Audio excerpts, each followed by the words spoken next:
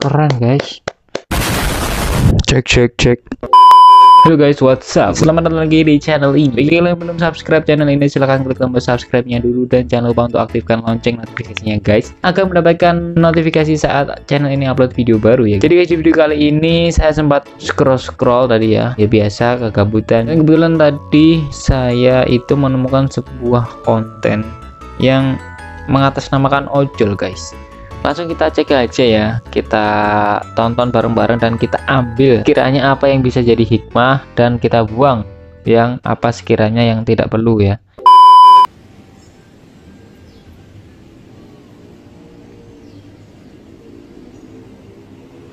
Oh, ini dibakar guys. Yo guys, abang ojol balik lagi dan ups, kayaknya abang membakar kedua foto itu. Bahaya nggak ya? Ya kayaknya bahaya deh. Ini sih senyumnya senyum apa ya, ngecek sih, nggak tahu ya. Dilihat dari jaketnya itu jaket ojol gitu ya. Ya kedua foto orang itu yaitu Habib Rizik Syihab dan Ustadz Abdul Somad itu guys, mereka adalah penista agama, sudah dilaporkan bertahun-tahun, tetapi tetap saja tidak tidak ditangkap oleh polisi karena polisi takut oleh umat mayoritas agama Islam guys. Kok takut?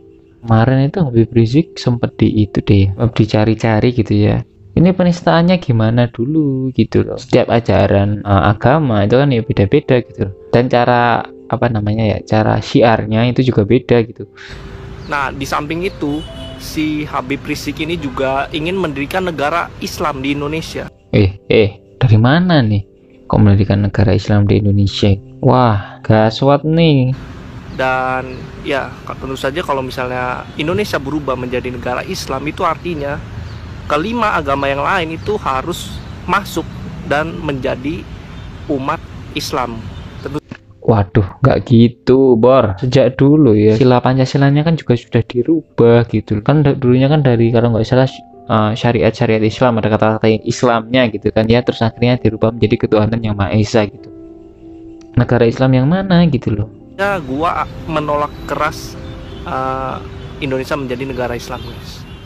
Yo guys, gue juga pernah berdemo sendirian di depan gedung Istana Presiden, gedung Sekretariat Negara, dan gue ditodong 2 pistol di situ guys. Resiko kematian gue sangatlah besar.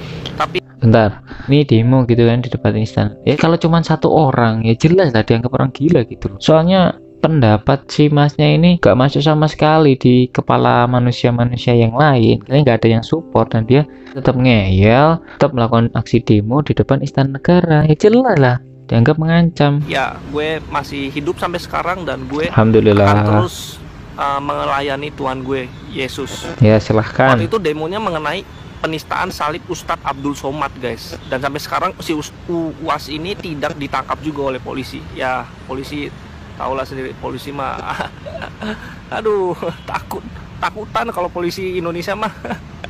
Waduh. Tentu saja kalau gue meninggal pada saat berdemo sendirian itu guys, gue tidak akan mendapatkan harta keluarga gue. Hah? Gue pernah buat video di YouTube, itu harta orang tua gue berkeliling ke properti milik orang tua gue yang harganya sekitar 100 miliar guys. Anjay. Dan kakek gue itu mempunyai perusahaan mie, itu harganya sekitar 1 triliun guys. Jadi gue mengorbankan 1 triliun lebih untuk mati sebagai Rasul Yesus, membela salib suci Tuhan gue Yesus. Ya kan, bagi gue gak keren guys, keren. Tapi kok masih kerja jadi ojol ya? Sebesar apapun harta di dunia gak ada artinya bagi gue. Enggak bagi ya. Yo guys, kayaknya gue gak akan bertahan lama, nyawa gue akan melayang sebentar lagi. Tetapi yang gue percaya adalah waktu akan menjawab semua pelayanan yang sudah gue lakukan. Dan gue ingin mengingatkan satu hal guys, Yesus dan ke-12 muridnya itu mati, disiksa dan dibunuh atas nama demi kemanusiaan. Dan mereka dilabeli hal-hal yang jelek-jelek, yaitu pembunuh, bukan pembunuh sih, maksudnya pemberontak, penista agama, dihina yang macam-macam guys mereka itu. Tapi lihat sekarang, 2000 tahun setelah Yesus meninggal, agama Kristen dan Katolik memiliki jumlah pengikut terbanyak di dunia. Yap. Yo guys, jadi nyawa gue tidak akan bertahan lama, tapi yang gue percaya di sini adalah akan muncul banyak pengikut Yesus, banyak kesatria Yesus dari ujung Indonesia sampai ujung Indonesia yang memiliki iman lebih berani daripada gue, iman lebih dahsyat daripada gue. Jangan takut, kalian itu agama.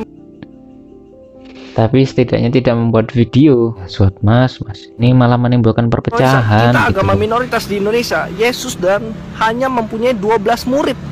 Itu sedikit jumlahnya, tapi mereka bisa mengubah dunia, guys. Jadi jangan takut, kita ini agama minoritas di Indonesia, tetapi kita harus bersuara lantang menolak pendirian negara Islam di Indonesia. Siapa sih yang bilang Indonesia mau jadi negara Islam? Orangnya di Indonesia itu banyak loh mas. Ya memang sih mayoritas agamanya di Indonesia itu Islam. Ya mungkin ada beberapa oknum yang gak suka adanya agama Kristen gitu ya, dan mungkin ingin Indonesia dijadikan sebagai negara Islam. Tapi kan ya selama ini kan nggak jadi gitu loh. Udahlah, jangan resah sendiri gitu. Kenapa sih? Negara Islam tentu saja iman kita kepada salib Yesus itu akan berganti. Bagi kalian yang para pengikut Yesus yang takut dan sudah melekat keduniawiannya, kalian lebih memiliki lebih mencintai harta kalian daripada memiliki iman yang lurus kepada Yesus.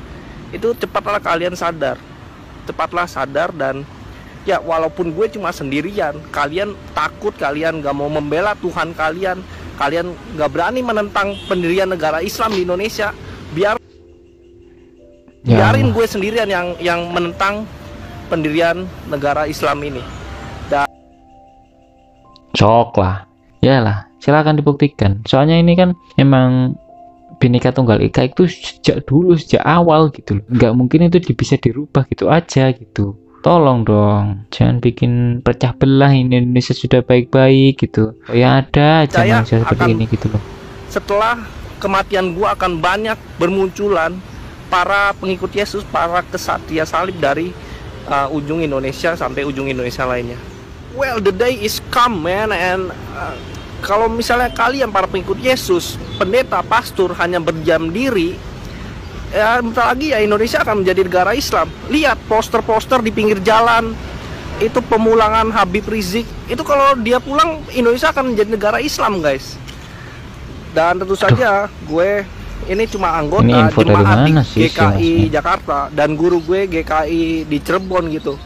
Walaupun gue cuma jemaat, gue cuma anggota, ya ini merupakan video peringatan aja kepada kalian para pendeta ataupun pastor dan untuk para pengikut Yesus lainnya.